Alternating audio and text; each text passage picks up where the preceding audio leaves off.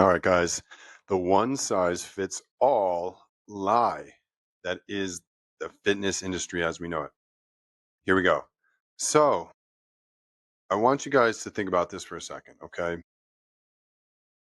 Each person has essentially a different set of issues when it comes to their body. Each person has definitely a set of goals when it comes to their life.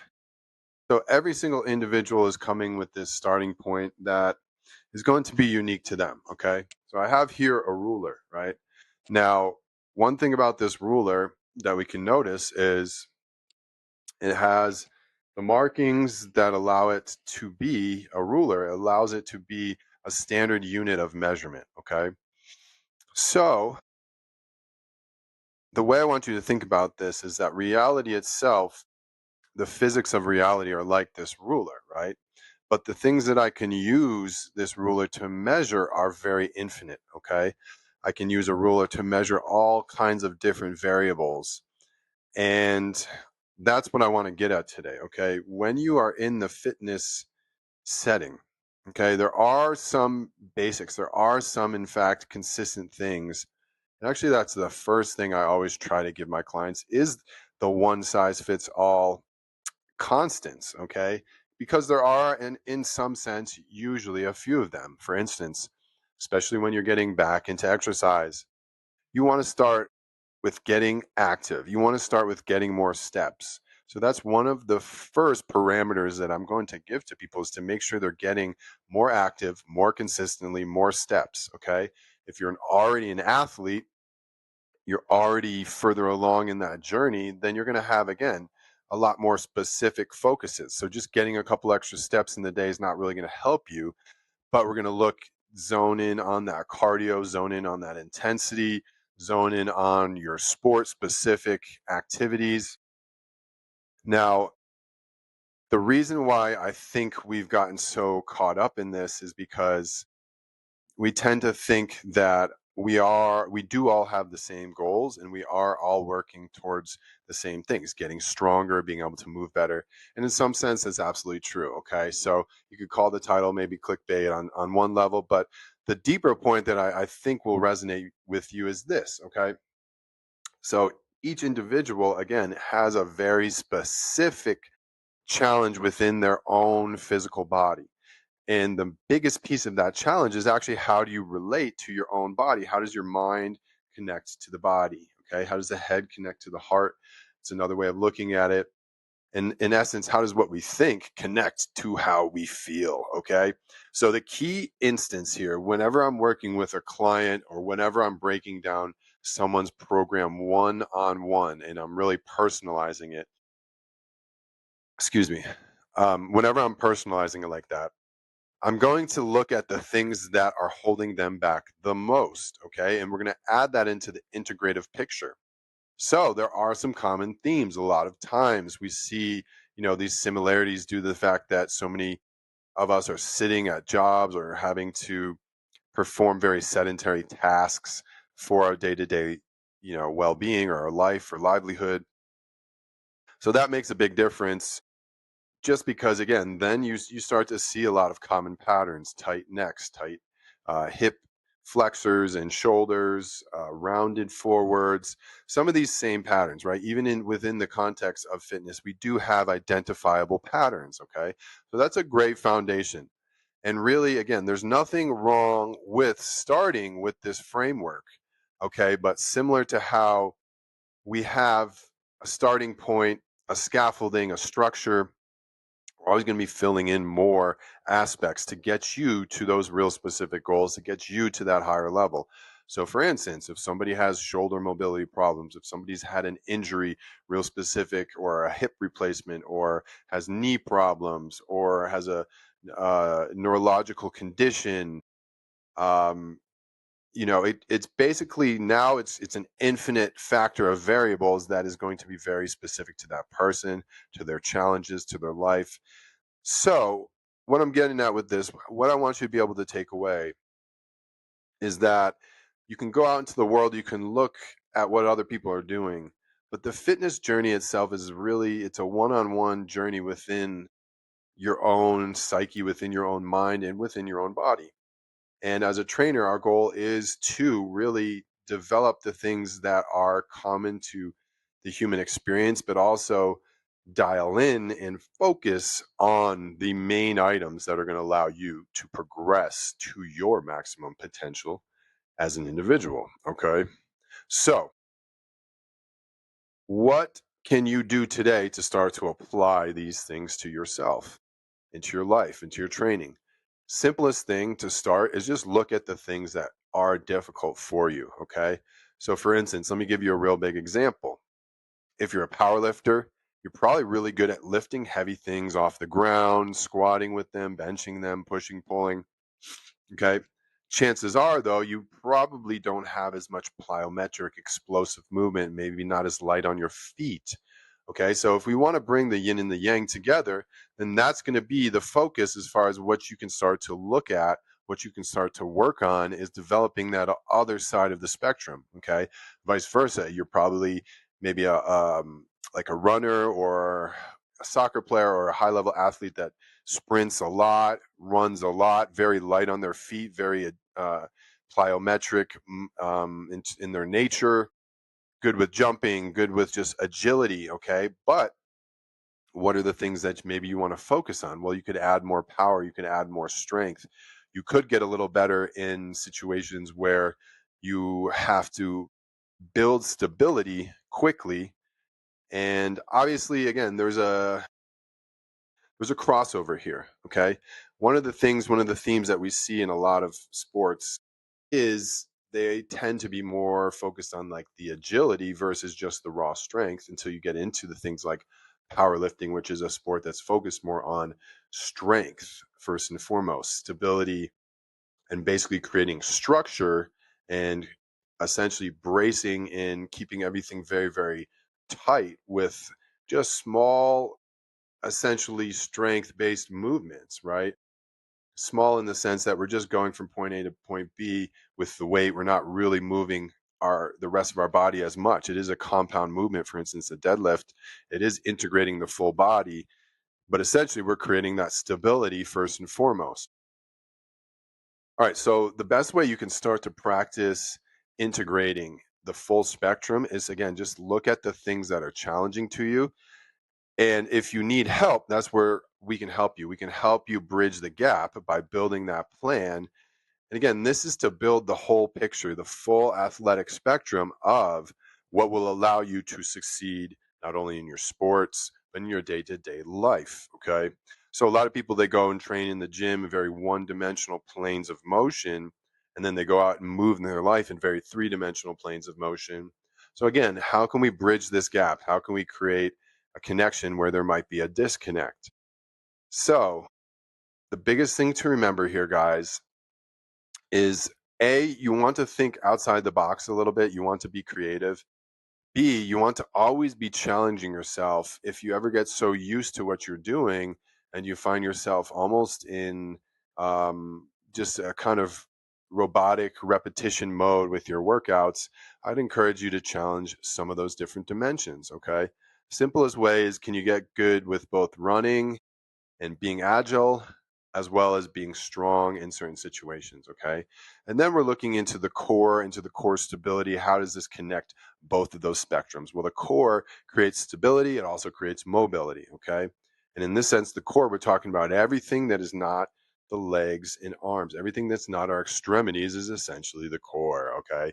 So that's the other major point, is think about core training as using the entire body integrated together as one unit, and you will have more benefit to your core training. For instance, the back extension, right? A great exercise to develop the core, when actuality it seems more like a full body movement because you're bracing through your legs, you're squeezing with your glutes, you're keeping your back engaged and tight in the upper back, and you're still using some of that lower back. You're keeping the core tight as you lift up, as far as the transverse abdominis, some of the deep intrinsic stabilization muscles. So one of the biggest ways to integrate that posture into your day-to-day life is just start by standing taller, moving more fluid, and think about engaging those transverse abdominis muscles as you stand. Okay. I always say rather than just think about pulling the belly button in, you're pulling everything from the belly button down to the waist in, getting comfortable being able to hold that engagement and also being able to relax. Okay. You want to think 360 degrees. Okay. Similar to when we're breathing, rather than just breathing from that belly, I want you to also breathe from the ribs, from the lower back, the diaphragm into the pelvic floor. One of the great cues I like to talk about is a balloon blowing up in that abdomen and then retracting. Okay. When we start to talk a little bit more about some of the muscles of the pelvic floor, especially men, some of the things, some of the exercises you can do to help either build circulation or to get better with controlling some of those muscles, and particularly with men's health, to essentially build up stronger stamina. Okay, making sure, obviously, for men, especially as you get older, you want to have healthy circulation into the sexual organs. Okay, so that's a big one. Making sure, um, we're learning how to engage those muscles as well. And we're going to go over a lot of the different things that you can do to increase that overall vitality, but we're going to connect it into the whole body. Nutrition is going to be a part of that. Movement's going to be a part of that. We'll add exercises in it, and there's going to be a big mental component. Okay. So I want to give you guys, again, everything, including the foundation.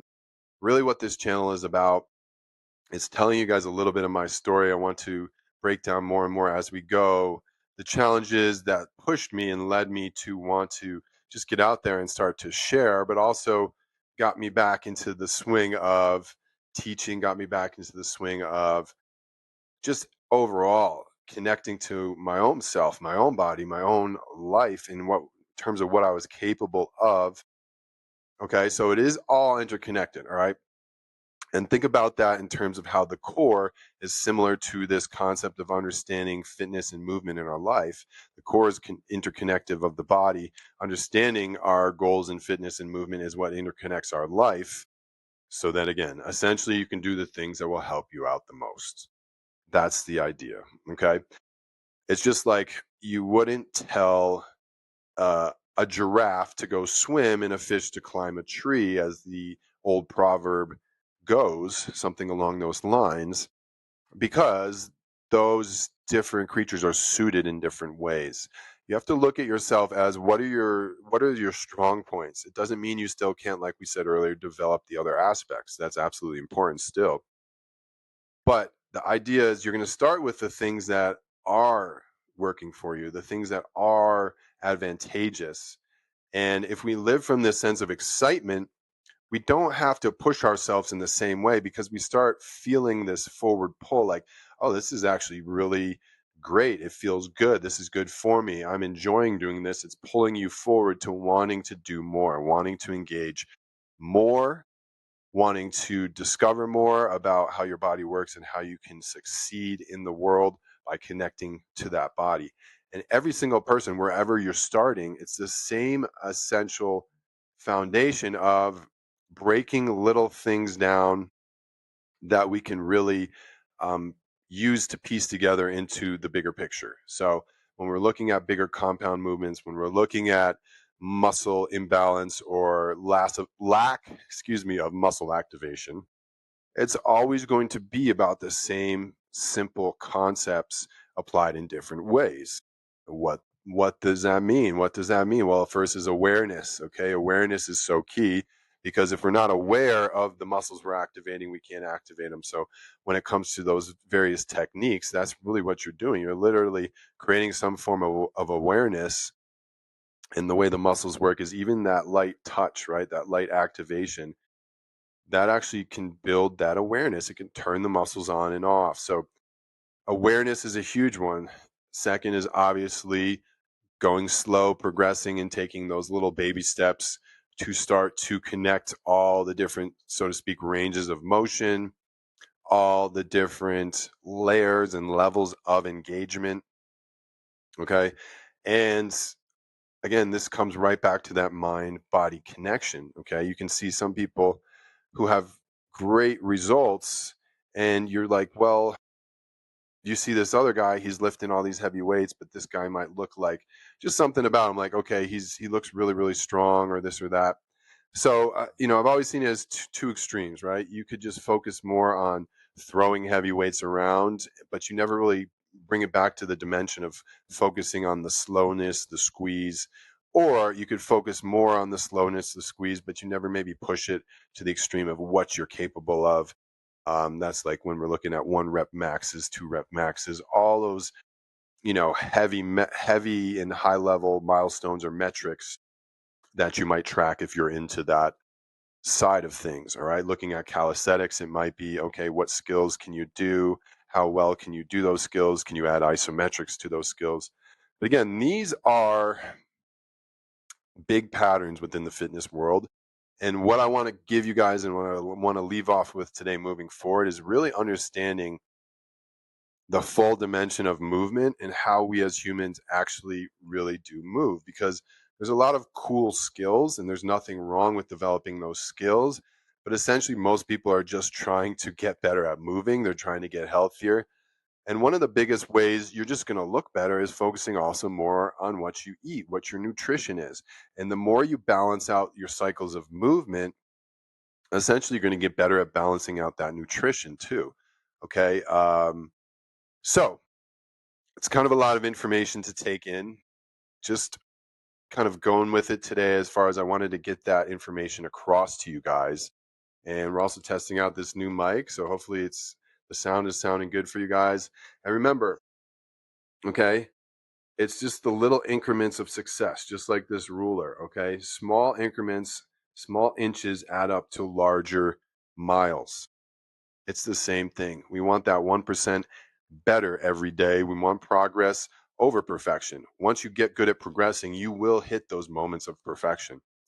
And when it comes to working out, form is absolutely important, because form is connected to posture, right? We talked a little bit about that in another video, how the spine integrates into the body and innervates, especially in the abdomen, to all these different processes. The vital organs are connected to the alignment of the spine and vice versa. So everything in the body tells us that the body is interconnected. It's not only connected to the physical body, it's connected to the mind.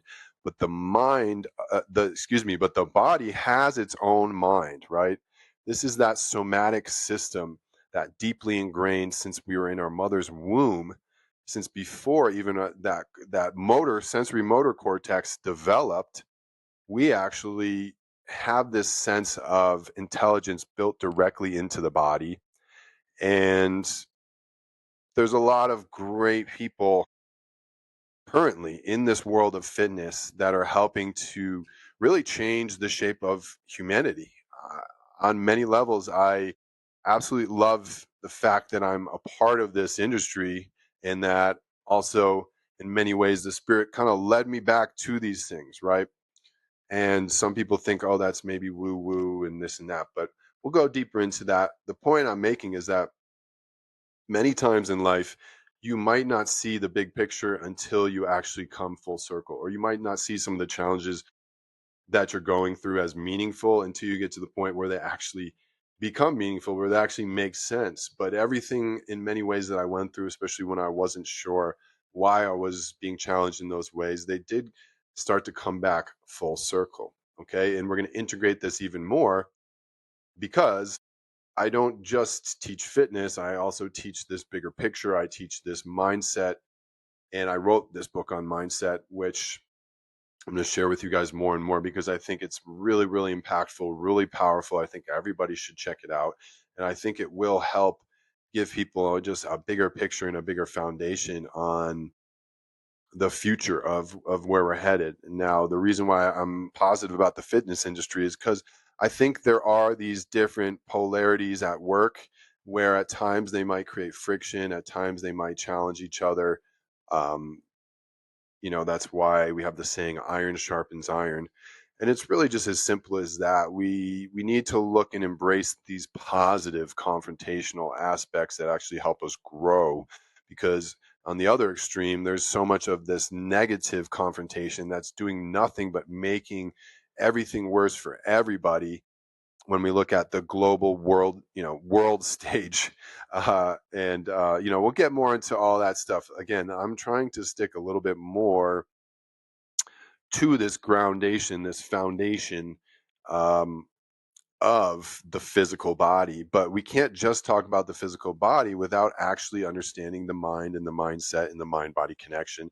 So that's why I do actually embrace some of those esoteric things, and also have a lot of experience in these areas. So I'm going to give you guys a very unique picture, and that's what moving forward is going to be very, very impactful. Is we have many people helping to push this narrative and give these unique senses of their own experience, their own story, and kind of a unique window into their world. And we're going to just start seeing how this snowball effect of actually embracing the technology and embracing the process itself is going to be so impactful. It's going to ripple out, it's going to create great change. But great change does not come without great challenge, great distress, and many times destruction. And we're seeing that play out in the world as we know it right now. Okay, the world is going through a big transition. And the most important thing we've talked about is staying grounded. Grounded means anchoring into your body, okay? Connecting to your body. That's what's going to ground you. Grounding your body to the actual earth means like you have this natural electromagnetic connection to the ground, to the soil, to Mother Nature. And when you move away into the concrete jungles of the world, you actually lose that. You actually tap out rather than tap back in. Okay. So, again, this was stuff that was like 20, 30 years ago. It was like woo woo. Um, and people didn't want to actually, I don't know, think about it, I guess. Maybe again, that's just how reality works, right? There's always those people that are kind of pushing the boundaries. And granted, the hippie movement itself wasn't 100% great and good. There's many bad things you could say that kind of might have come out of that. But on one level, I think this concept of nature is never a bad thing. We've sort of shunned our own nature as a result. And we've failed to recognize that, for instance, if you could see electromagnetic lines with your own eyesight, you would see this stuff very, very clearly. You would see the difference between standing on a city block with horns and sirens blaring, concrete all around you, versus someone in a jungle or in a beautiful lush forest, a quiet creek, the sound of water, a babbling brook, a beautiful flowing field of flowers, daisies, yada yada, right? Being by by yourself and connected into nature, or with others connected into nature, you're going to feel a sense of calm, a sense of peace come over you, because you are naturally more connected to yourself. As a result, you're more connected to the world, you're more connected to Mother Nature, to the earth. And again, it doesn't mean that you can't live in a city or something like that. But what it does mean is that if you completely ignore that stuff, well, you will notice how that affects your life to some degree. Okay. You will notice how that takes you away from that natural essence, that natural flow of energy. And that's what we're seeing play out once again right now. Okay. We've gone so far away from that there's this complete level of unconsciousness where there could be actual awareness, there could be actual consciousness taking over and taking the place of all these old patterns and old habits. And soon enough, we will see that for sure. Right now, we're going through a big transition. So, again, I would remind you and encourage you to connect to yourself, connect to your body, take those overarching, factors that are in fact a part of the bigger picture, just about for everybody, right? Nutrition, movement, sleep. Those are the so-called consistent things that you should be working on. Those are kind of the overall basics of the fitness industry that can be pretty much applied to everybody.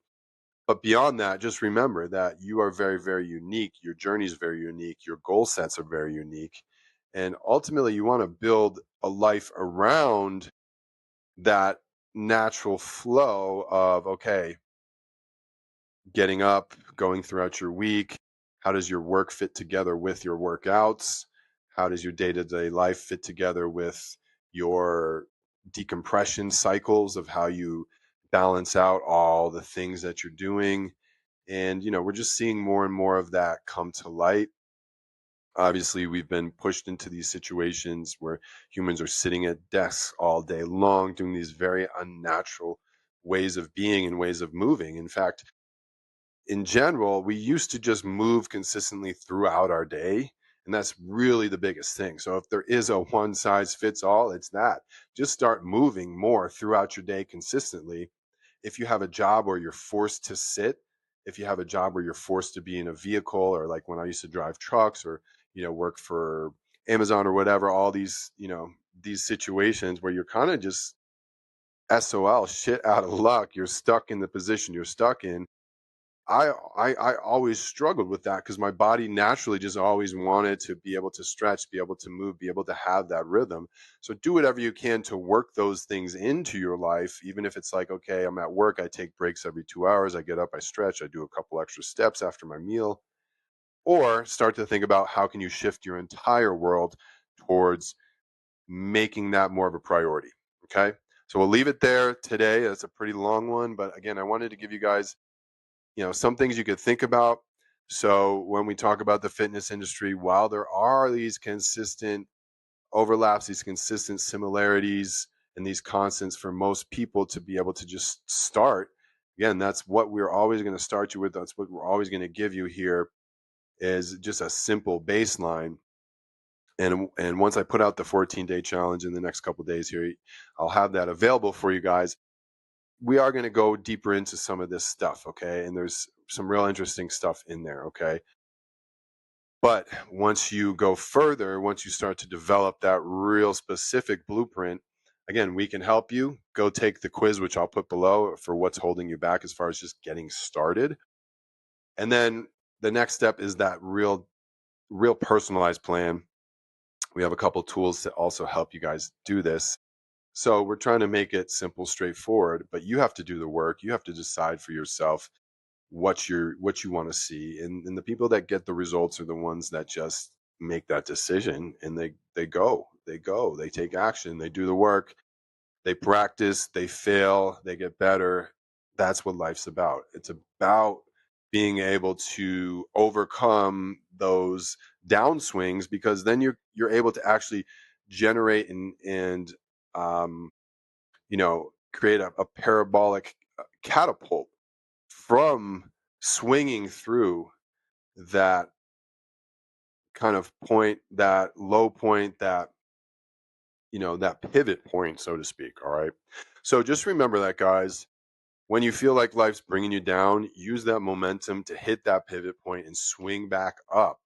Okay. It's very important because we're never going straight. We're always going in small waves. We're going waves up, waves down. Okay. So it's never just a straight line. You always have to realize you have this momentum. That is what the flow really is about. It's about working with the momentum, but it can go work against you. Okay. So if you feel like you're getting overly excited and then life just shoots you back down, okay, that's that catapult, that's that pivot point swinging you down, slingshotting you to the downside. But again, you got to use that momentum and ride it back up to the top, right? Ride it back up so that you're seeing progress, you're improving, you're getting that 1% better every single day, and that will add up. That will make a difference. But the consistency is everything. The ability to just take action is everything. And, you're also using your ability to communicate not only with yourself, so you get better at communicating in here, better at the self talk, but you also get better at communicating with others, communicating with the world. um, so that's a big piece of it, right? And learning how to make those decisions, not get caught in the analysis paralysis, but actually just sometimes disconnect to a degree, right? Almost be logical by as if you were to step outside of yourself and be the coach to your own self, right? So when you become the witness, you become the one watching your thoughts, you can take that space where you can say, oh, okay, I can see how Brian's thinking right now. I can see how, these thought processes are running. This is what I would do. As the coach, this is what I would say. As the coach, this is what where I would encourage you, but you're doing it to yourself. Okay. So guys, take that today. Hopefully you enjoyed it. We'll see you next time. All right. Stay tuned. Make sure you hit that subscribe.